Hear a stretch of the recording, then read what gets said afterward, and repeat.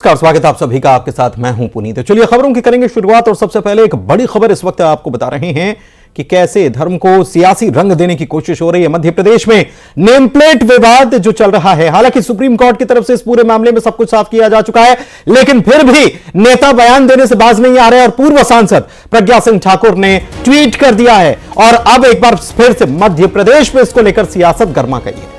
प्रज्ञा सिंह ठाकुर ने दुकानों पर नाम लिखने को लेकर ट्वीट किया है और कहा है कि मेरा हर हिंदू से यह आह्वान है कि वो अपनी दुकान, अपने प्रतिष्ठान पर अपना नाम जरूर लिखें। अब जो नाम लिखेगा वही हिंदू है, ये प्रज्ञा सिंह ठाकुर के हिसाब से कह सकते हैं। अब जो नाम लिखेगा वही हिंदू है, जो नाम लिखे वो हिंदू नहीं है, वो ये भी लिखे। उन्होंने लिखा है कि नाम लिखने से आपको कोई नहीं रोक सकता क्योंकि देश आपका ही है।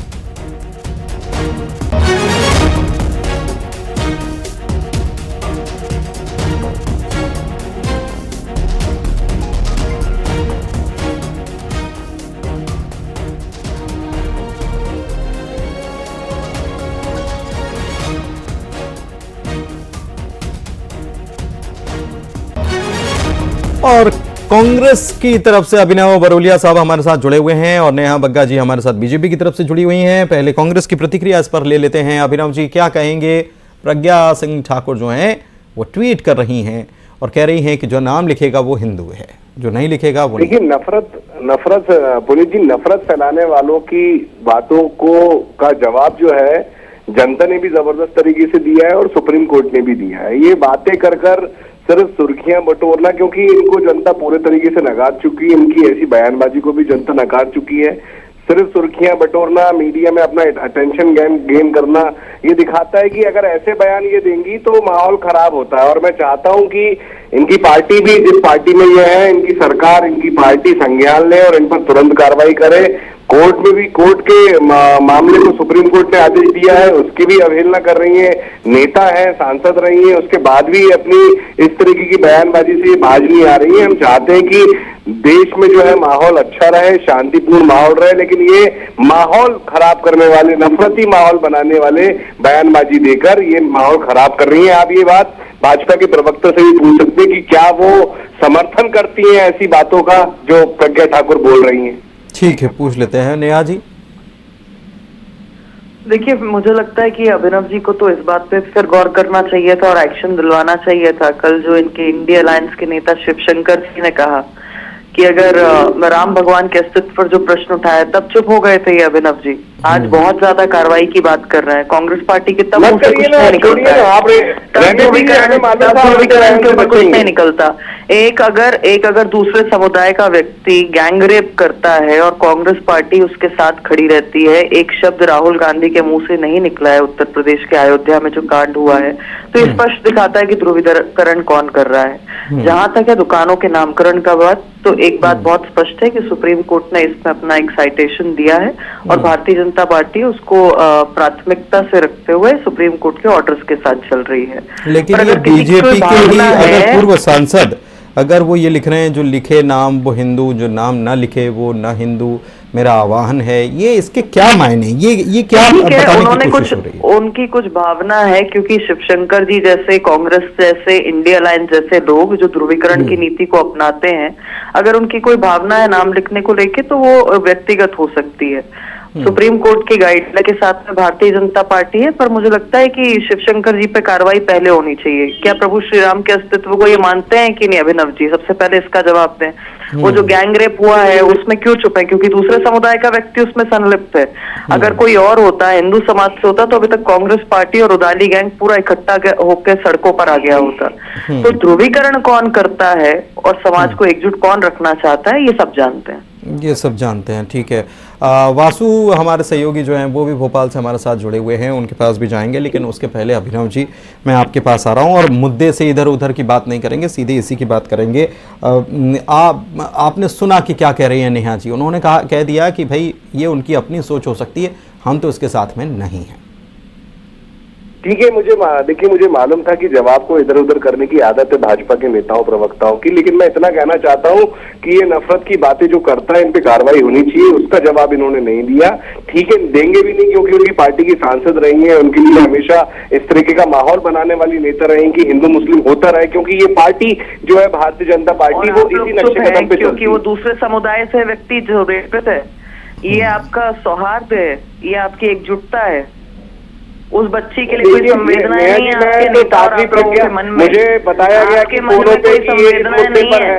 अब आप मुद्दे से भटक कर कहीं और चले जाए, उत्तर प्रदेश चले जाए, इंडिया अलायंस करने लगे, रुदाली की बातें करने लगे, आप प्रज्ञा ठाकुर के बारे में कुछ ना बोले। वैसे प्रज्ञा ठाकुर जो है वो अकेली नहीं है, और प्रज्ञा ठाकुर ऐसा नहीं है कि वो अकेली बीजेपी के नेता हैं जो ऐसा कुछ कह रही हूँ। इससे पहले भी हमने सुना प्रज्ञा ठाकुर जो हैं इसके पहले भी विवादित बयान देती रही हैं, और बीजेपी हमेशा उन बयानों से किनारा करती रही है। आपको याद होगा प्रधानमंत्री खुद कह चुके थे कि वो नाराज हैं, उन्होंने एक बार जो बयान दिया था। खैर, इससे इतर भी चीज़ें चल रही हैं। बहुत शुक्रिया आप दोनों का हमसे बातचीत करने के लिए, अपनी प्रतिक्रिया रखने के लिए। वासु हमारे सहयोगी हमारे साथ लगातार जुड़े हुए हैं, उनके पास अब चलते हैं। वासु, एक अलग तरीके की सियासत अब शुरू हो रही है, वो भी तब जब त्योहारी सीजन शुरू होने वाला हो। तो ये सीजन, एक तरफ त्योहारी सीजन और दूसरी तरफ इस प्रकार का बयान। अभी तक तो यूपी तक चल रहा था मामला, मध्य प्रदेश में भी अब ये मामला उछल रहा है या उछाला जा रहा है? अब बिल्कुल देखिए, मध्य प्रदेश में भी इस तरीके के जो कोई मामले आते हैं तो उनको लेकर लगातार सियासत होती हुई आती है। और जब दुकानों पर नेम प्लेट पर कौन है दुकान का संचालक, उसके नाम लिखने की बात पूरे देश में छिड़ी, तो मध्य प्रदेश में भी नेताओं के अलग अलग जो बयान है वो निकलकर सामने आए। और मौजूदा जो नया बयान है वो पूर्व सांसद साध्वी प्रज्ञा ठाकुर का है, जिन्होंने कहा है कि अगर आपकी दुकान है तो आपको वहां पर नाम लिखना चाहिए, और हिंदुओं को ऐसा गर्व के साथ करना चाहिए क्योंकि ये हमारा अपना देश है। अब इसको लेकर सियासत मध्य प्रदेश की गर्मा गई है। बीजेपी और कांग्रेस दोनों ही दलों के नेताओं के इसको लेकर अपने अपने तर्क हैं। हालांकि बीजेपी का ये कहना है कि सुप्रीम कोर्ट की जो गाइडलाइंस हैं हम उनके साथ हैं, तो वहीं कांग्रेस ये कह रही है कि लगातार बीजेपी तुष्टीकरण की राजनीति करने का काम करती है और इस पूरे मामले को लेकर आने वाले समय में भी सियासत हो सकती है, क्योंकि अब ये त्योहारी सीजन है और लगातार इस तरीके के जो इस जानकारी के लिए। तो प्रतिक्रियाएं जो हैं बीजेपी कांग्रेस की तरफ से इस पूरे मामले पर आने लगी, बीजेपी ने किनारा कर लिया। बढ़ेंगे अगली खबर की तरफ। सागर के शाहपुर में बड़ा हादसा हो गया। जर्जर मकान की दीवार गिरने से 9 बच्चों की मौत हो गई। जर्जर मकान के बगल में बच्चे पूजा कर रहे थे और इन्हीं बच्चों पर जर्जर मकान की दीवार गिर गई। दरअसल पार्थिव शिवलिंग का निर्माण यहाँ पर पूरा था, इसी दौरान यह हादसा हुआ। 2 बच्चों की हालत नाजुक भी है। बताया गया कि 15 से 20 बच्चे यहाँ पर मौजूद थे जब ये पूरा हादसा हुआ है। दीवार के मलबे में दबने से बच्चों की मौत हुई है। सागर हादसे के बाद सीएम ने हादसे की जांच के आदेश दिए हैं। दोषियों पर सख्त कार्रवाई का आदेश दिया गया है। इतना ही नहीं, उन्होंने पीड़ितों के परिजनों की मदद के लिए 4-4 लाख रुपए की आर्थिक मदद का ऐलान किया है। दूसरी तरफ कलेक्टर ने इस मामले में सीएमओ को सस्पेंड कर दिया।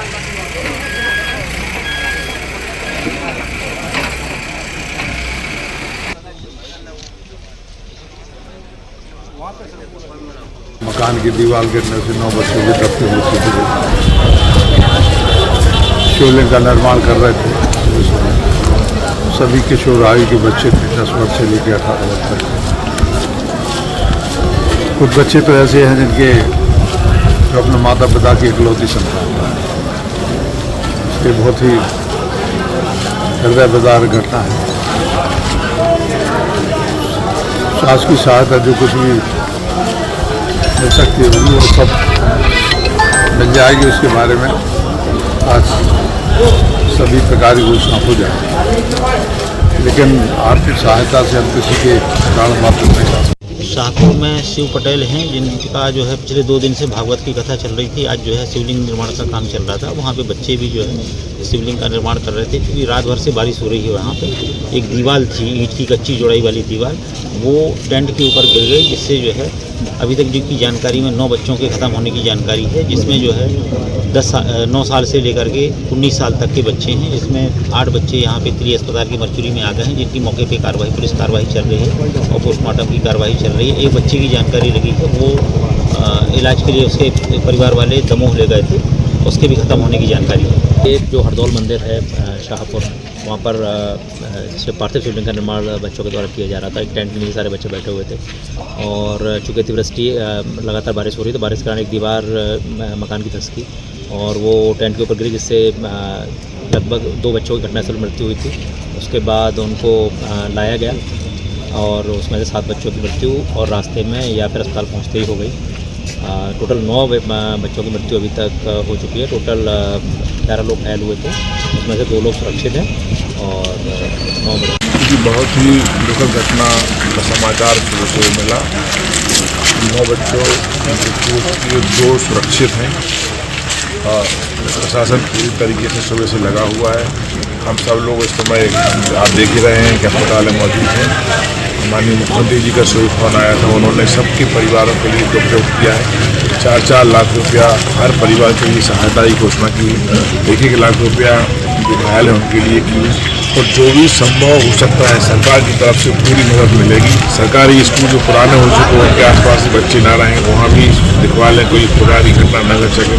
तो इस प्रकार की पुनरावृत्ति ना हो, इसके लिए हम सब सचेत हैं और हम सब पूरी सरकार जो परिवारों को घटना घटी है उस दुख के साथ पूरी सरकार। श्योपुर में अतिक्रमण पर बुलडोजर चलाया गया और सड़क किनारे अतिक्रमण पर यह बुलडोजर चला के 30 से 40 मकानों पर कार्रवाई की गई है। प्रशासन ने यह कार्रवाई की है। 2 लेन सड़क के निर्माण के लिए यह कार्रवाई की गई है। मौके पर प्रशासन और पुलिस की टीम भी यहां पर मौजूद रही।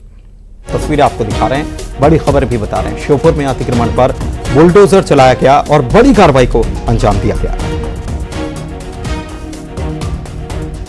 यहां पर दरअसल 2 लेन सड़क बनना है और इसके लिए ये निर्माण के लिए ये कार्रवाई की गई है और मकानों 30 से 40 मकान जो हैं उनको हटा दिया गया है। तस्वीरें भी आप देख पाए।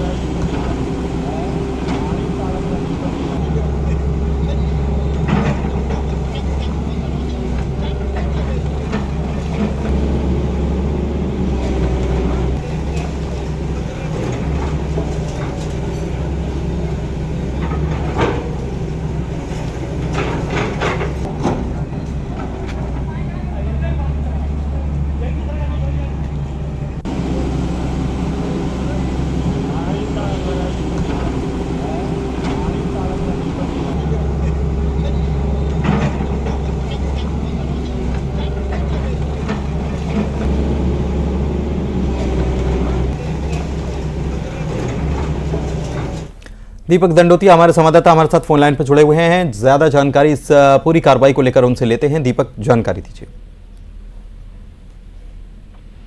जी बिल्कुल, विजयपुर में ये कार्रवाई चल रही है और बुलडोजर चला करके जो पक्के मकान हैं उनको तोड़ने का काम यहाँ पर किया जा रहा है। मैं आपको बता देना चाहता हूँ, यहाँ विजयपुर में 2 लेन सड़क का निर्माण होना है। बंदपुरा से बस स्टैंड तक तो सड़क का निर्माण पूरा हो चुका है, लेकिन अतिक्रमण की वजह से आगे की जो सड़क है वो नहीं बन पाई थी। अब अतिक्रमण हटा करके प्रशासन के द्वारा इस कार्रवाई को अंजाम दिया जा रहा है और इसके बाद वहां पर 2 लेन सड़क बनाई जाएगी। जो बस स्टैंड है वहां से सामुदायिक अस्पताल तक का जो अतिक्रमण है उसे हटाया जा रहा है। मौके पर पुलिस और प्रशासन की टीमें मौजूद है जो इस कार्रवाई को अंजाम दे रही है। विरोध जैसी कोई चीज? जहां तक विरोध की बात है तो किसी के द्वारा विरोध नहीं किया जा रहा है, क्योंकि इससे पहले भी अतिक्रमण तोड़ा गया था। 1-1.5 महीने पहले करीब 10 से 12 मकानों को तोड़ करके जमींदोज कर दिया गया था। तब इस तरह की विरोध की बात आई थी, लेकिन उसके बाद ठीक है। बहुत शुक्रिया आपका इस जानकारी के लिए। खरगोन से खबर, बीजेपी नेता की दबंगई का वीडियो सामने आया है। बड़वा जनपद उपाध्यक्ष वीरेंद्र माले की दबंगई देखने को मिली। पुलिस राजस्व अधिकारियों के सामने एक बुजुर्ग महिला को पीटा गया। बुजुर्ग को जमीन का कब्जा दिलाने के लिए अधिकारी पहुंचे थे और मारपीट के आरोप में अब वीरेंद्र माले को गिरफ्तार कर लिया गया है। 3 फरार आरोपियों की तलाश जारी है। बलवाड़ा थाना क्षेत्र के मुख्य तियारा गांव का यह पूरा मामला है।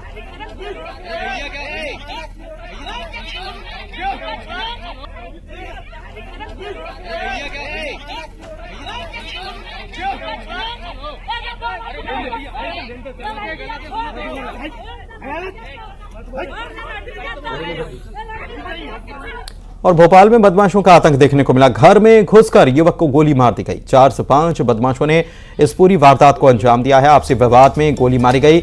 इलाज भी जारी है युवक का जिसे गोली मारी गई। कोहे फिजा थाना क्षेत्र की यह घटना बताई जा रही, जिसका सीसीटीवी भी सामने आया है।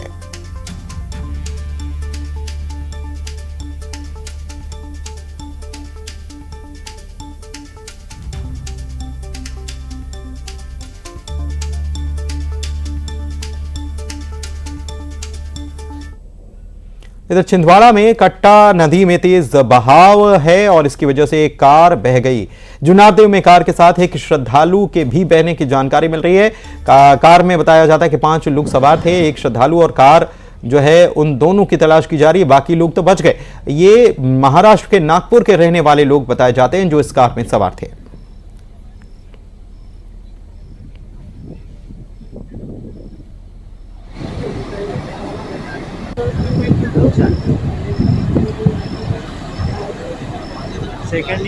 बैतूल के सतपुड़ा डैम के 7 गेटों को अब खोल दिया गया है। लगातार बारिश की वजह से सभी नदी नाले उफान पर हैं। जिला प्रशासन की मौजूदगी में डैम के 7 गेटों को खोला गया। डैम से लगभग 27,720 क्यूसेक पानी छोड़ा गया। जल स्तर बढ़ने की वजह से नदियों के रास्ते में आवागमन बंद कर दिया है। प्रशासन ने निचले इलाकों में अलर्ट जारी किया है। लोगों को बाढ़ग्रस्त इलाकों से दूर रहने की हिदायत दी गई है। मौसम विभाग ने आज भी बारिश का येलो अलर्ट जारी कर रखा है।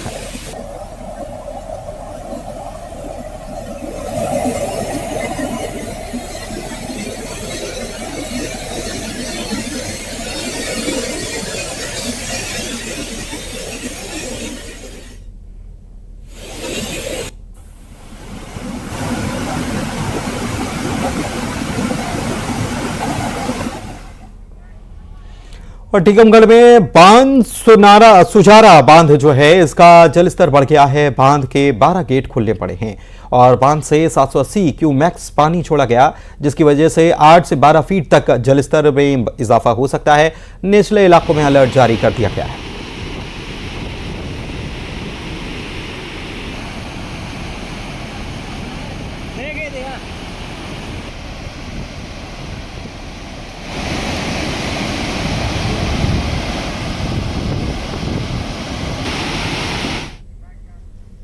रीवा के बकिया बैराज के 14 गेटों को अब खोल दिया गया। जिला प्रशासन ने निचले इलाकों में रहने वालों के लिए अलर्ट जारी किया है और नदी के आसपास के घरों को सुरक्षा के पहले ही खाली करा लिया गया है।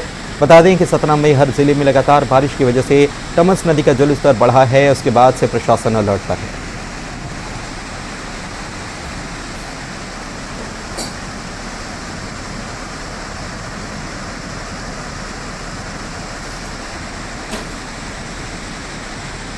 सीहोर में पिछले 8 घंटे से लगातार बारिश हो रही है। इसके चलते सीवन नदी उफान पर चल रही है और सीवन का चद्दर पुल, बकरी पुल और करबला पुल से 2.5 से 3 फीट ऊपर पानी बह रहा है। कोलार डैम का जलस्तर भी बढ़ा है और आज फिर से 2 गेट खोले गए। डैम का जलस्तर 458 मीटर से बढ़कर 462 मीटर हो चुका है।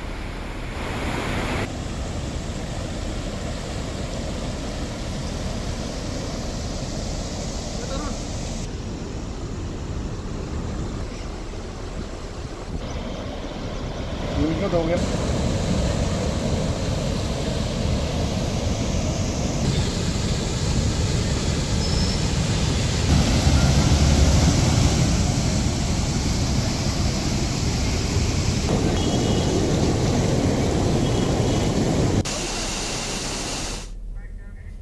लगातार बारिश की वजह से सभी नदी नाले उफान पर हैं। सीधी के प्रसिद्ध शिव मंदिर बड़हौरा में छोटी नदी उफान पर है और इसकी वजह से मंदिर के आसपास की दुकानों में बाढ़ आ चुकी है। आसपास के दुकानदारों को समस्या का सामना करना पड़ रहा है। हालांकि कई सालों के बाद बड़हौरा में बाढ़ जैसी स्थिति बनी। नदी के उफान में आने से मंदिर प्रांगण का निचला हिस्सा जलमग्न हो चुका है। वक्त एक ब्रेक का है, लौटेंगे जल्द।